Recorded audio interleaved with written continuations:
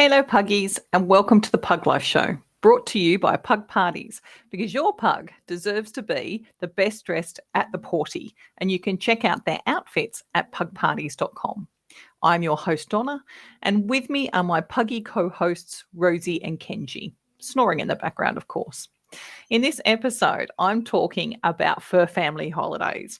We try to go on at least one every year, but I realised just before Easter this year that we hadn't been on a proper fur family holiday for 5 years.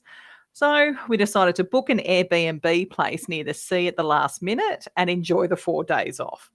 But with so much time in between holidays, I realised just how out of practice I was in making sure we packed everything Rosie and Kenji would need for the trip.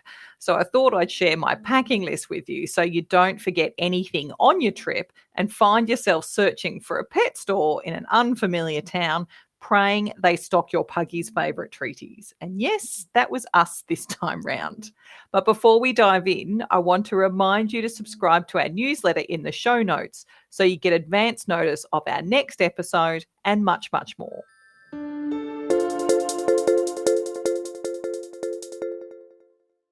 Since Andrew and I retired from the Navy and settled down in Melbourne, we've tried to go on a fur family holiday every year. It's nothing extravagant, just a long weekend, us and the Puggies, to a town within reasonable driving distance from home that allows us the ability to spend some quality time together doing as much or as little as we'd like. We looked forward to it every year and would talk about different places we'd like to go with Winston and Charles, seeing things in our wider backyard. And with the advent of Airbnb, it meant that we could stay in nice homes with a backyard, giving us the ability to leave the boys at home when we went out for dinner.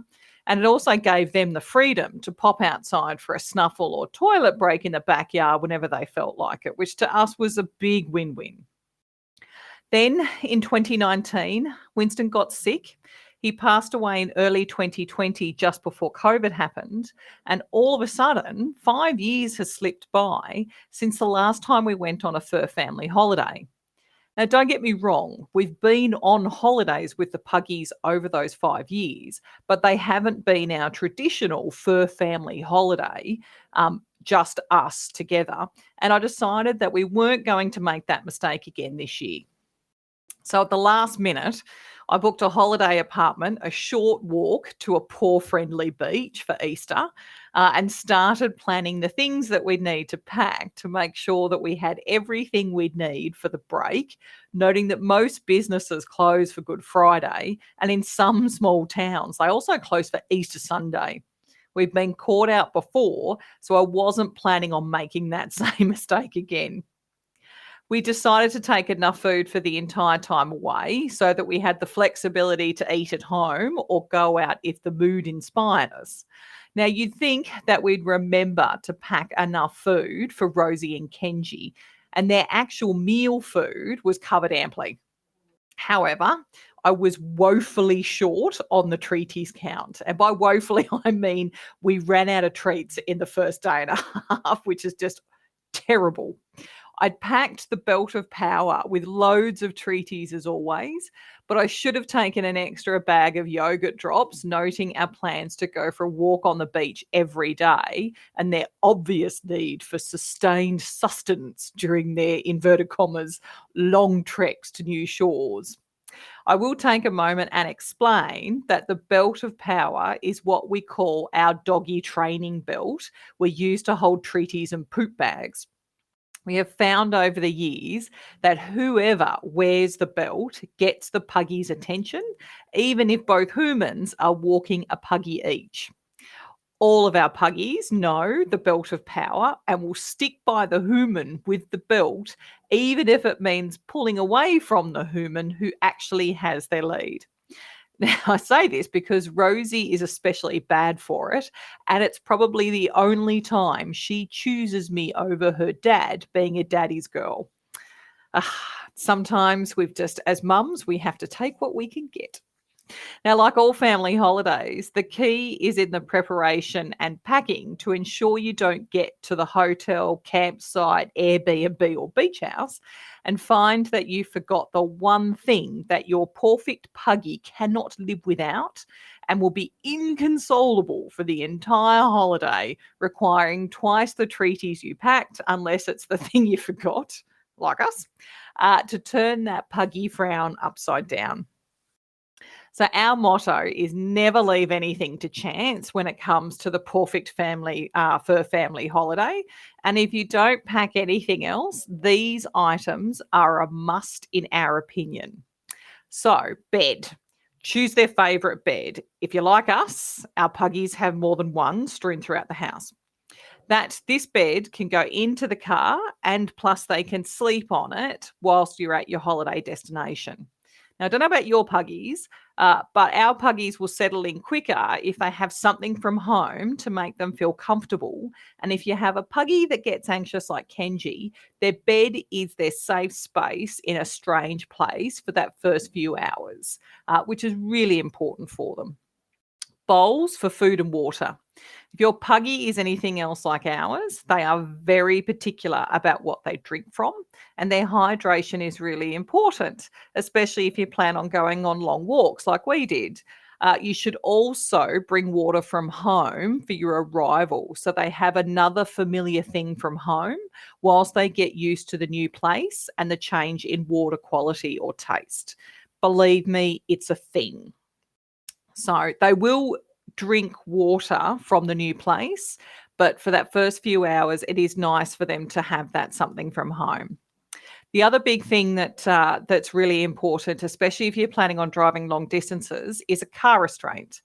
Now, regardless of how you strain your puggy, whether you use a seat belt or a harness loop or whatever, it is law in most states of Australia that you appropriately restrain your puggy in the car. And no one wants to see their puggy hurt in a bingle, especially when you have a long drive to get your holiday location. Now, food. Oof. Whatever kibble, wet food, or bath mints your puggy loves, make sure you take enough for each day of the holiday plus one extra day just in case. Don't rely on the holiday location having your puggy's favourite food because you can guarantee it won't have it. And no one likes a hungry puggy on their hands or a puggy with an upset tummy from eating food that they're not used to. Same goes with treats, which is obviously where I failed this time. So pack as much as you think you'll need and then double it because you never know who you'll meet on a holiday. And sharing is a great way to meet new friends. We obviously ran out of treaties on our recent trip and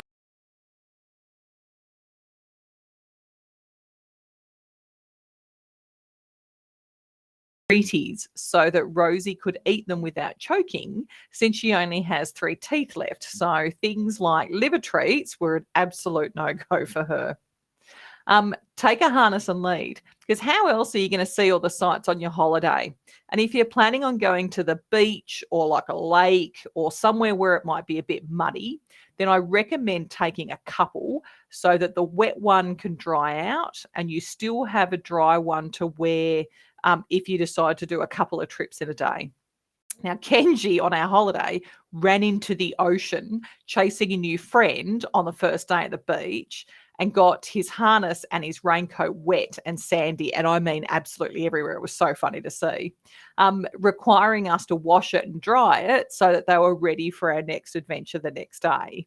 The look on his face when he realized he was like chin deep in water was just absolutely priceless, I'm telling you.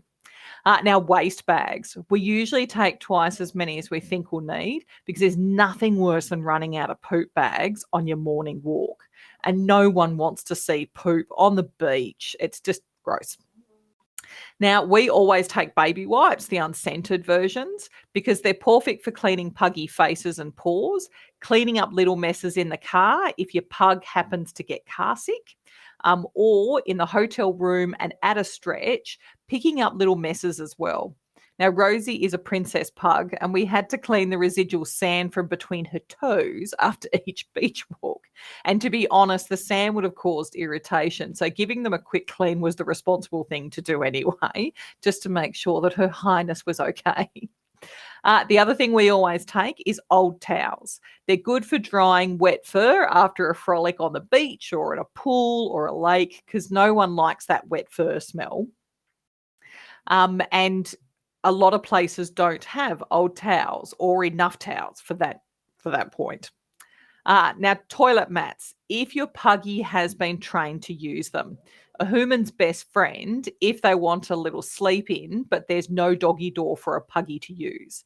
Now, we stayed in a holiday apartment and it didn't have a courtyard with grass or plants. So we had to take Kenji and Rosie out for toilet runs every few hours, which is fine if it isn't raining, which wasn't the case for most of our holiday, unfortunately.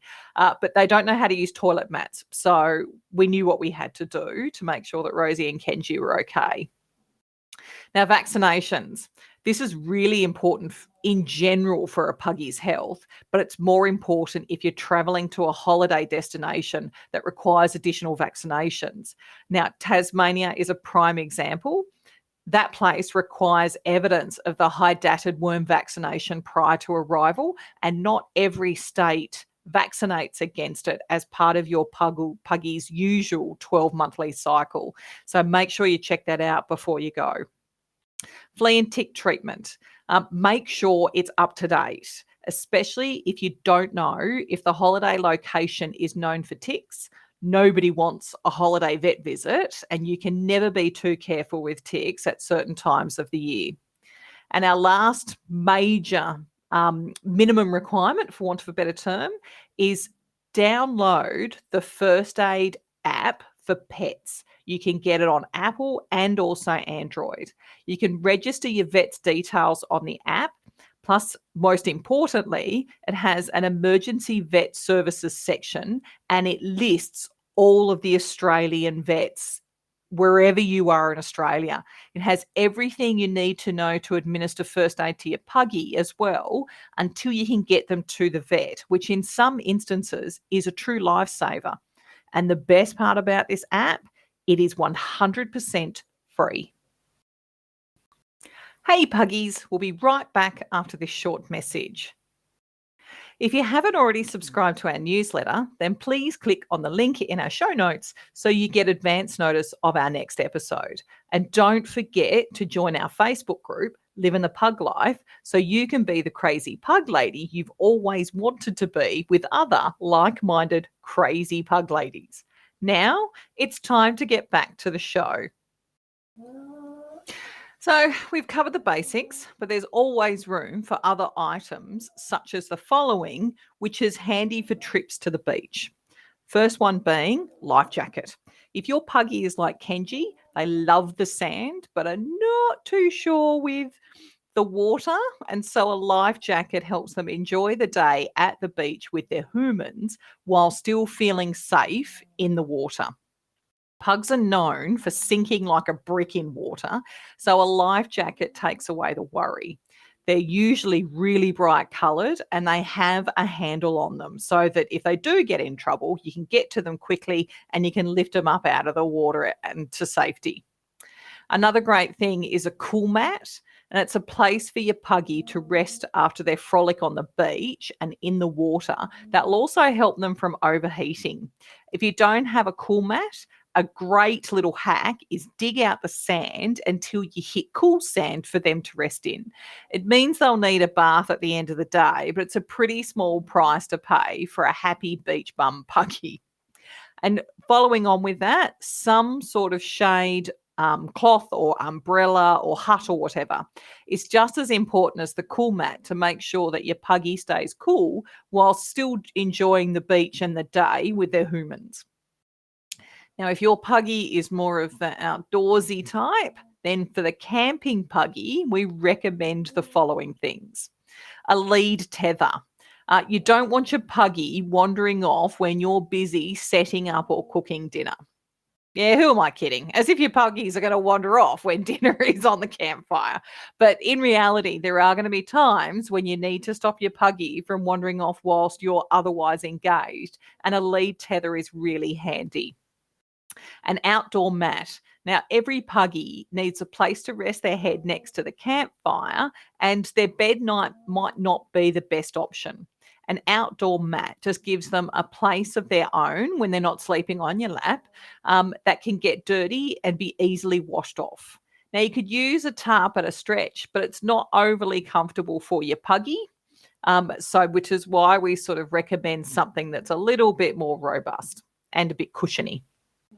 Paw cream. This is actually more important than you probably realize. Some puggies are susceptible to grass seed infections, and camping can expose them to all types of seeds, as well as splinters, little rocks, you name it, they'll find it. Any form of barrier cream for paws is a good idea to help protect them from grass seeds getting in between their toes and causing irritation or worse, infection. And lastly, I'd say a tactical harness. Now, this is probably for the more adventurous puggy who likes to explore off the beaten track. It's tough all round body protection, has 3 point securing, which means that it's not coming off anytime soon, and the hand grip will allow you to pull any puggy out of a tight corner in a jiffy. These harnesses are designed to get dirty and for puggies to rough it in it. So it's worth the expense if you're planning on doing some real off road exploring on your holiday. Now, regardless of where your puggy goes, you should not forget their other outfits. Now, your puggy is going to want to stand out in the holiday crowds, and what better way to garner the pats and cuddles that they're looking for than by looking adorable in it? Can be a dress, a Hawaiian shirt, a cozy little jumper if it's a bit cool, a raincoat, or even a harness friendly jacket. Now, it's not an exhaustive list that we've gone through today by any means, and we're sure that your puggy has their preferred way of going on holiday. Lord knows Rosie and Kenji do, but we hope that this at least gives you a head start on your planning and packing if you're going away for a fur family holiday in the near future. And if you've just been on a fur family holiday recently, like us, we'd love for you to share your photos, videos, and stories like only a pug mum can. And you can share them over in our Facebook group, Living the Pug Life, because that's where crazy pug parents hang out. And until next time, puggies, have a pawsome week, and humans, be generous with the snackies. Thank you very much for listening to our latest episode of the Pug Life Show. If you liked the episode, or if you think it'll be useful for someone else, then please leave a review with your favourite podcast host or over at our Facebook group, Live in the Pug Life, where crazy pug ladies meet to talk all things pug.